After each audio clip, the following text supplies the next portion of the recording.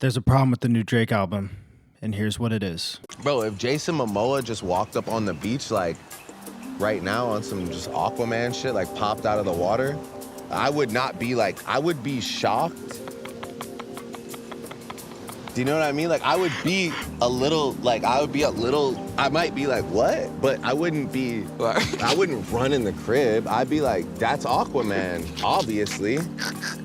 I just want to start this video off and say that I do not believe Drake is a bad artist. I don't hold the disdain for him like a lot of people in the music community do.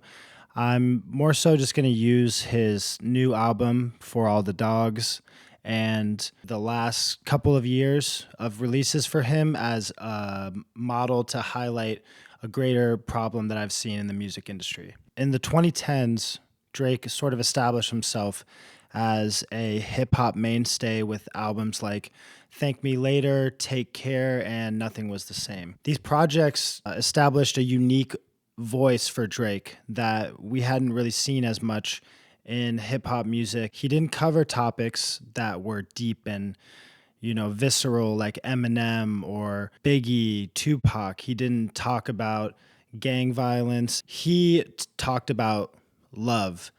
He talked about him having confidence, being insecure at times. He made songs about women and relationships, things that were much more normal tropes and themes in music that you hear day to day on the radio. And I think this allowed him to go to a place of commercial appeal that very few rappers have ever been to, and it was easy to digest. And I think audiences across the country really picked up on that, and Drake started to grow a massive audience. Let's continue with this test.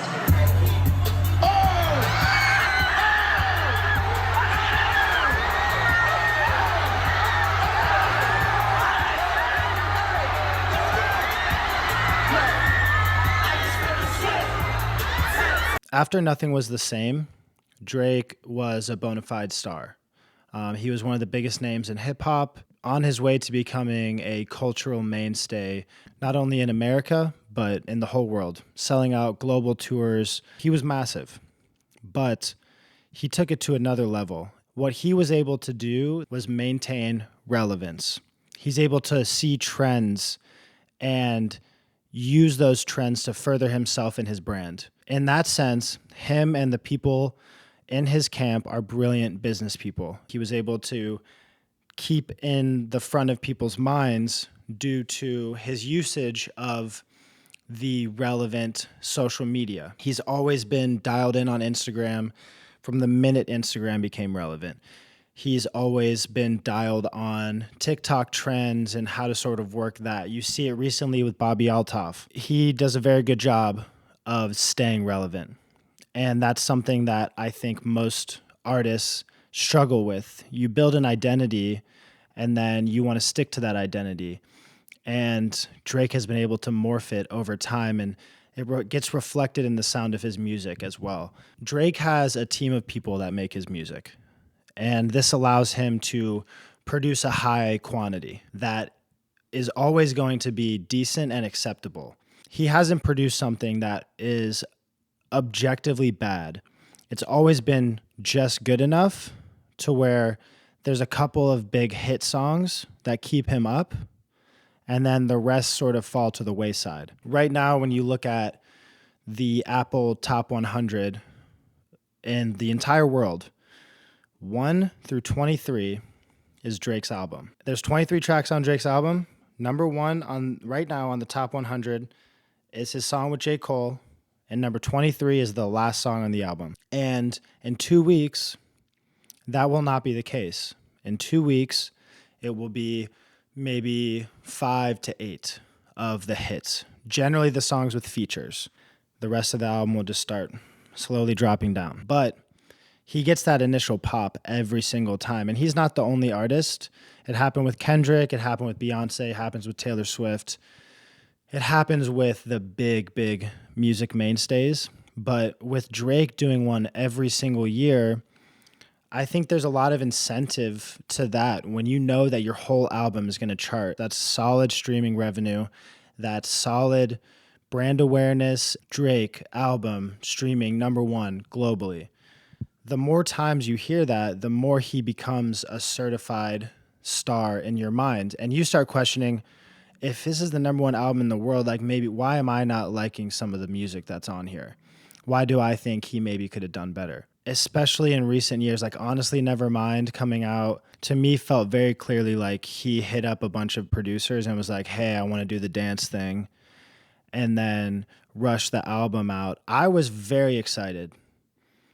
I actually think that Drake could make a really good dance album if he did what Beyonce did. And he spent a proper amount of time really working on every single record. That was a moment for me when I couldn't really believe that he released that album, to be honest, because it's so clearly a unfinished piece of work in my eyes in terms of his resources. When Kendrick releases an album, they have the same resources. They can work with anybody they want. Drake can work with anybody. Kendrick can work with anybody. When you hear a new Kendrick Lamar album, everything is polished to a T. Everything is intentional.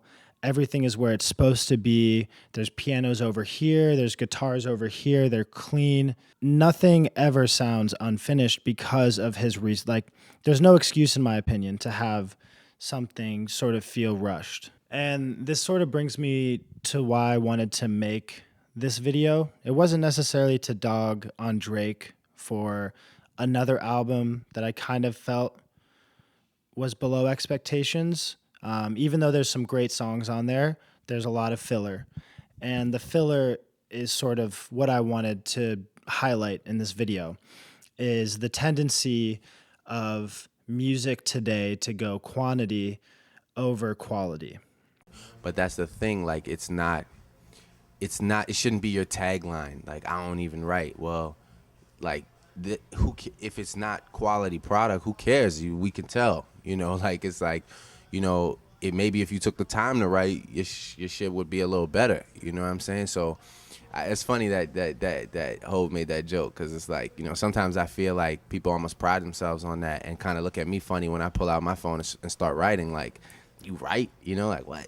In the current market, it's really about quick, fast attention now. When you have the attention, using it and milking it in that moment.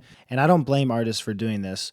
I just wonder if there's a better way. An artist like Morgan Wallen releasing a 36-song album. It's too many songs.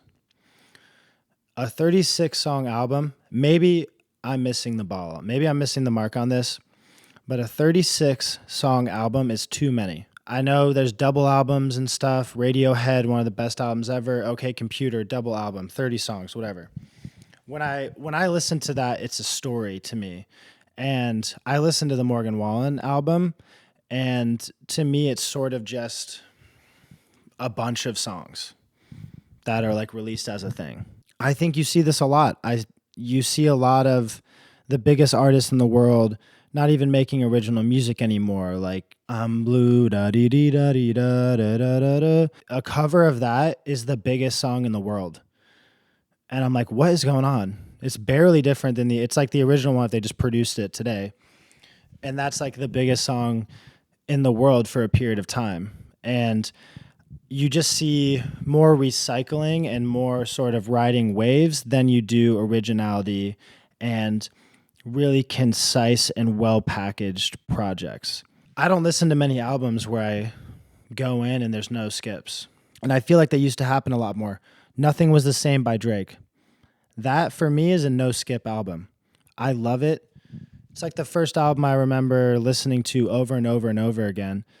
And I haven't heard Drake do that since that moment. There's no reason for him to take the time to do that when he can cook an album every year, tour off that album. It's sort of like right now it's cyclical. It's steady release, steady tour, steady money. A lot of the reason for this is not to the fault of the artist. When you get to a level like a Drake or a Taylor Swift or a Morgan Wallen or anybody. It's a business at the end of the day. Like, you're supporting 50 to 100 people at times between like management companies, agents, labels, your team, your family. There's pressure to take this moment and make the most of it in every aspect. I can't blame anybody who sometimes I feel rushes out an album to bolster a tour that's going to pay for their grandkids to go to college. But I think in a way it highlights the ones who are still creating art. You know, I've been listening to a lot of older music recently and like old popular music, the biggest hits of the time.